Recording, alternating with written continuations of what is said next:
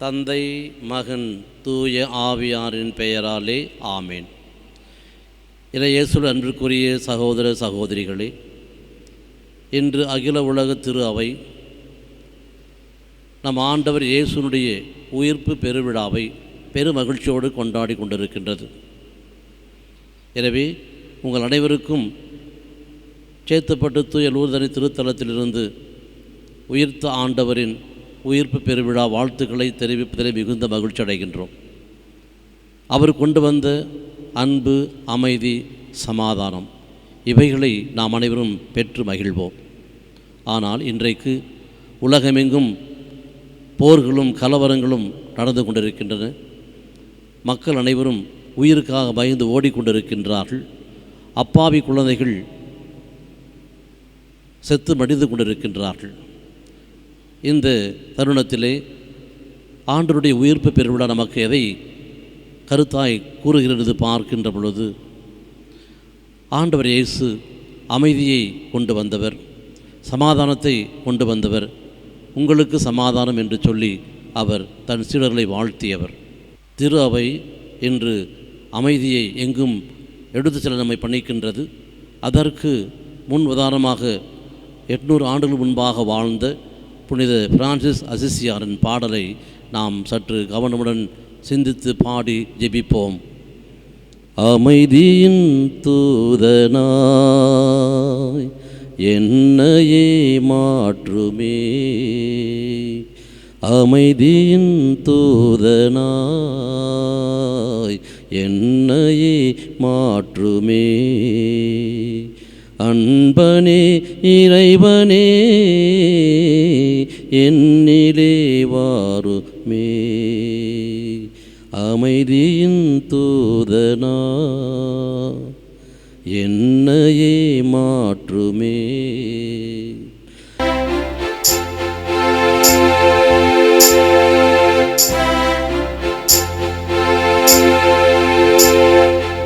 உயிர்த்த என் இறைவன் என்னை தேடி வந்தார், என் நம்பிக்கை பலமானதே, ஒருபோதும் இனி நான் ஐயம் கொள்ள மாட்டேன், என் ஆண்டவரின் அடி தொட்டு நடப்பேன்,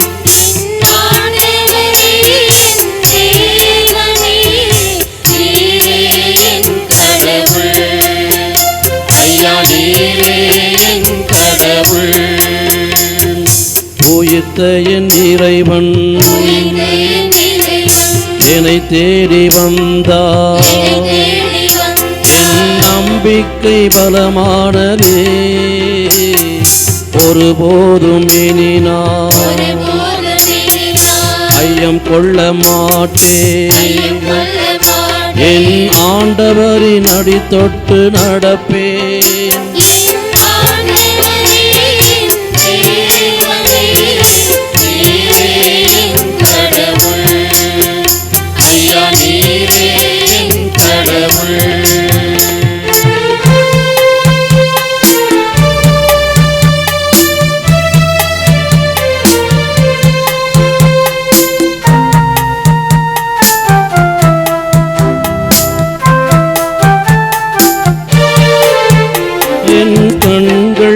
என்ன பாக்கியம் செய்தன கண்டேன் கண்டேன் என் தேவனை கண்டேன், என் கண்கள் என்ன பாக்கியம் செய்தன கண்டேன் கண்டேன் என் தேவனை கண்டேன், காயத்தழும்பினை தொட்டு பார்த்தேன், விரல்களை அங்கு விட்டு பார்த்தேன், காயத்தழும்பினை தொட்டு பார்த்தேன், விரல்களை அங்கு விட்டு பார்த்தேன்,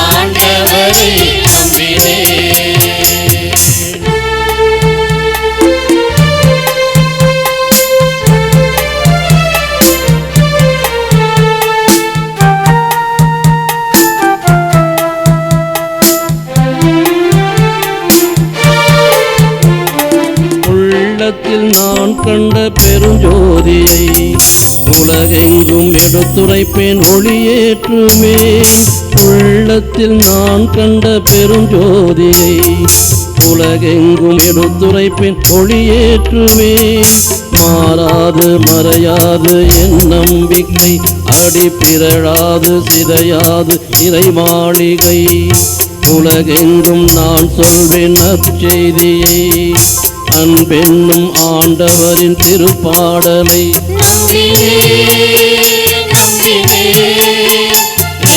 ஆண்டவரை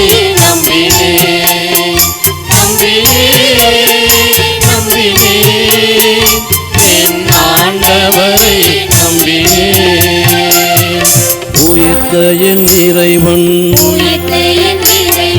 என்னை தேடி வந்தார் என் நம்பிக்கை பலமானதே ஒருபோதும் இனினார் ஐயம் கொள்ள மாட்டேன் என் ஆண்டவரின் அடி தொட்டு நடப்பேன் என் ஆண்டவரே தேவனே நீரே என் கடவுள் ஐயா நீரே என் கடவுள் ஐயா நீரே என் கடவுள் ஐயா நீரே என் கடவுள்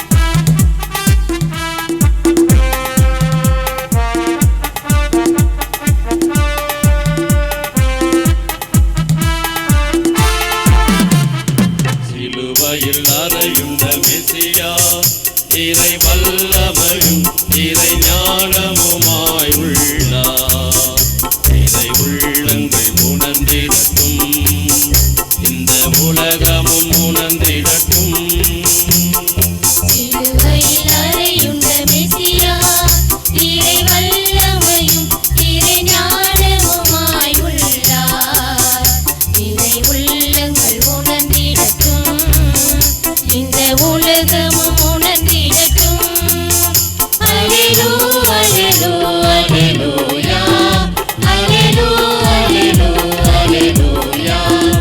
அல்லேலூயா அல்லேலூயா அல்லேலூயா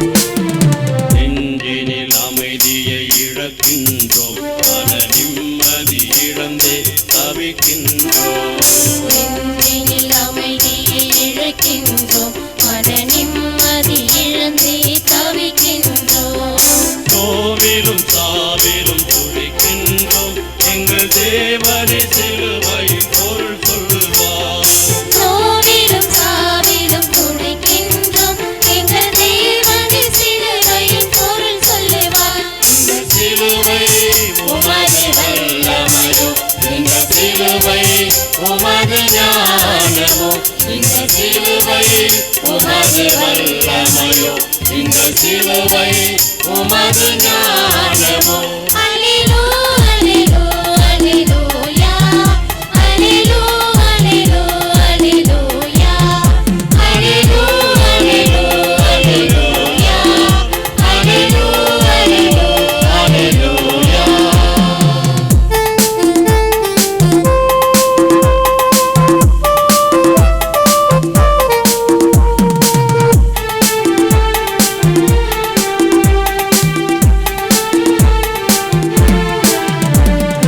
உறவுகள் நிறைவு தருவதில்லை எங்கள் உள்ளத்தில் அன்பு வளர்வதில்லை உறவுகள் நிறைவு தருவதில்லை எங்கள் உள்ளத்தில் அன்பு வளர்வதில்லை பிரிவுகள் பிளவுகள் பிணக்குகளே எங்கள் வீட்டிலும் நாட்டிலும் வளர்வது ஏன் பிரிவுகள் பிளவுகள் பிணக்குகளே எங்கள் வீட்டிலும் நாட்டிலும் வளர்வதே இந்த சிலுவை உமது வல்லமையோ இந்த சிலுவை உமது ஞானமோ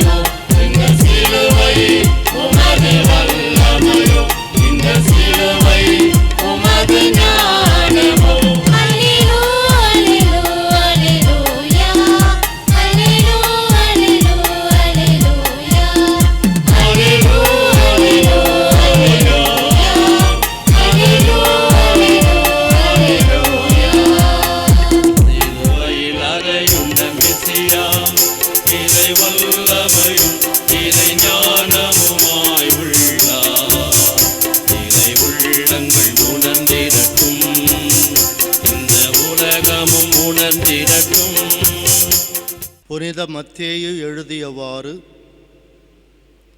ஆண்டவர் இயேசு கிறிஸ்துனுடைய உயிர்ப்பின் தூய நற்செய்தி. ஓய்வு நாளுக்கு பின் வாரத்தின் முதல் நாள் விடியற்காலையில் மகதலா மரியாவும் வேறொரு மரியாவும் கல்லறையை பார்க்க சென்றார்கள்.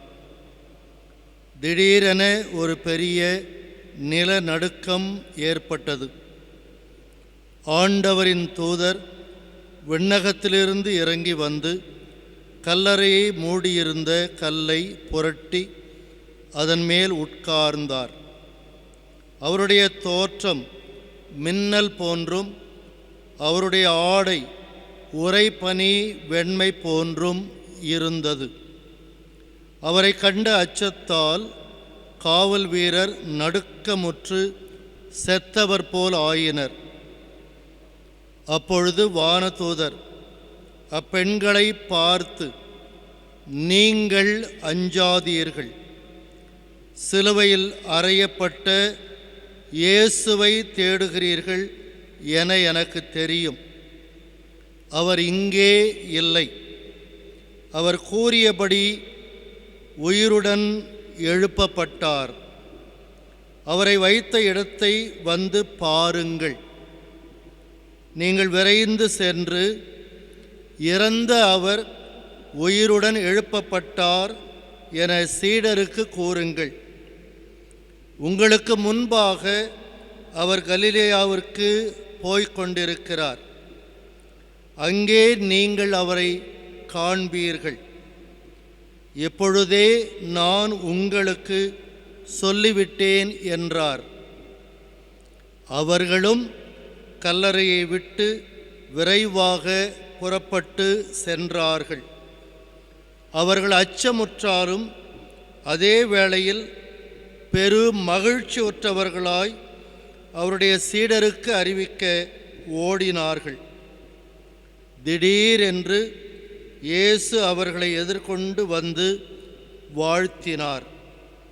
அவர்கள் அவரை அணுகி அவர் காலடிகளை பற்றி கொண்டு பணிந்து நின்றார்கள்.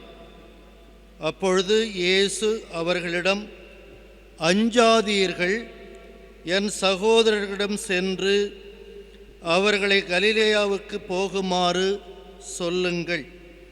அங்கே அவர்கள் என்னை காண்பார்கள் என்றார்.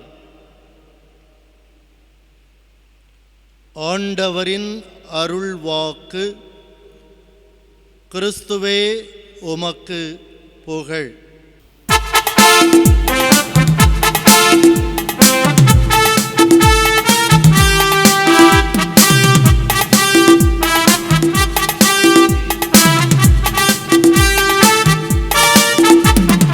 உயிர்த்தார் கிறிஸ்து உயிர்த்தார், இந்த உலகையை உயிர்த்துவிட்டார். வென்றார் கிறிஸ்து வென்றார், இந்த அலகையை வென்று விட்டார்.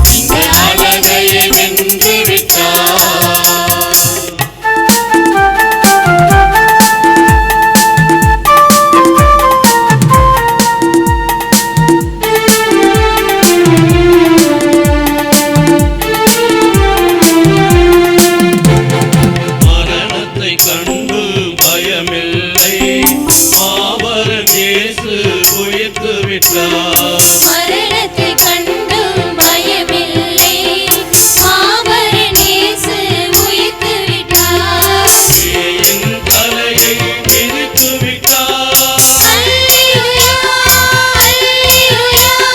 பேயின் தலையை மிதித்து விட்டார். சினத்துகளெல்லாம் போக்கிவிட்டார். உயிர்த்தார், கிறிஸ்து உயிர்த்தார், இந்த உலகையே உயிர்த்து விட்டார். வென்றார், கிறிஸ்து வென்றார், இந்த உலகையே வென்று விட்டார்.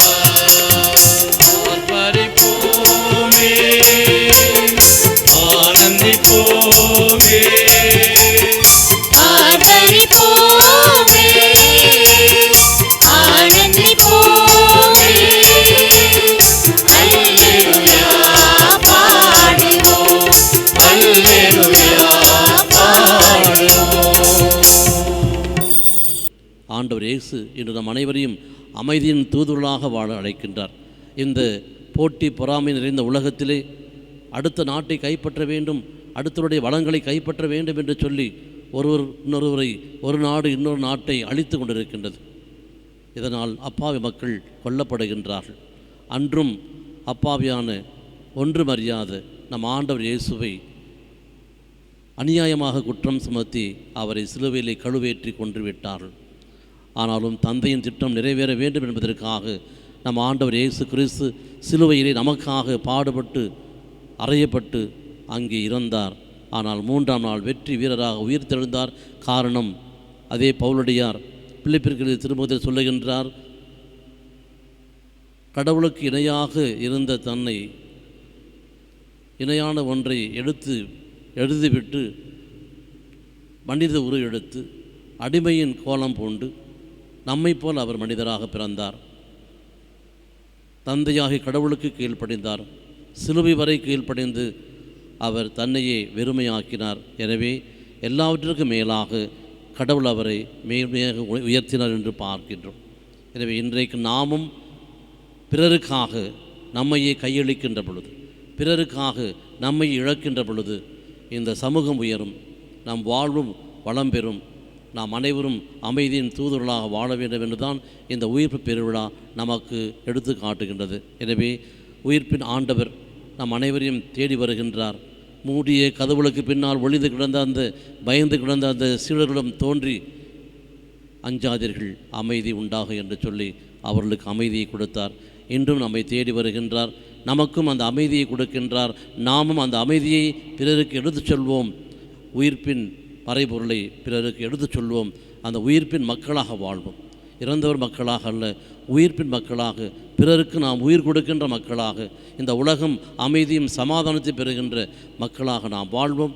அதுவே இன்று உயிர்த்த ஆண்டவர் நமக்கு கொடுக்கின்ற செய்தியாக அமையட்டும் என்று சொல்லி உங்களை வாழ்த்துகின்றோம். உயிர்த்த ஆண்டவர் நம்மையும் நம்முடைய குடும்பங்களையும் நிறைவாக ஆசீர்வதிப்பாராக. ஆமேன்.